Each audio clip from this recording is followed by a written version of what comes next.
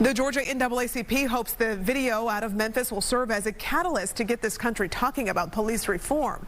The nation's oldest civil rights organization says now is the time for change here in Georgia, and the suggestions include a whole lot more than police training. Fox 5's Angelique Proctor joins us from the state capitol with more on what the NAACP wants to do. Angelique?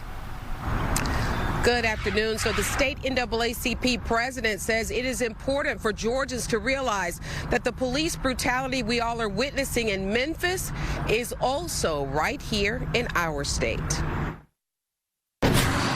Absolutely disturbing. Georgia NAACP President Gerald Griggs says the beating video of Tyre Nichols is painful and difficult to watch, but he believes it has sparked people across the country and here in Georgia to realize police reform is needed. It may be an uphill battle, but I think people on both sides of the aisle realize the need for change. The advocate and civil rights lawyer says he has already met with Lieutenant Governor Burt Jones and hopes to sit down with Governor Brian Kemp soon to talk about the NAACP's police reform agenda. The top of the list is body cams on all sworn law enforcement officers in the state. I think that's an easy ask.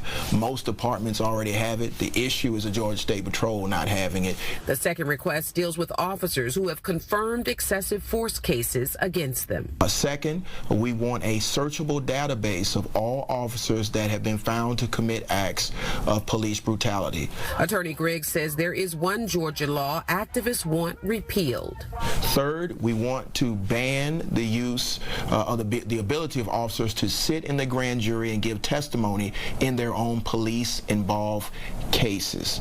And the most important request, he says, involves independent prosecutors. We want the appointment of a special prosecutor in every police-involved death in the state. The regional director of a prominent police union says he is open to talk about all of the suggestions. Our job is not pretty sometimes, but our job is not beating people up for no reason. Yeah, the only request that any law enforcement officer has or anything is that we have a seat at that table, whatever that reform is, whatever that discussion is. And that IBPO regional director says he has actually noticed that with body cam video as well as dash cam video, both of them have been more helpful to officers than hurtful. Live from downtown, Angelique Proctor, Fox 5 News. Angelique, thanks.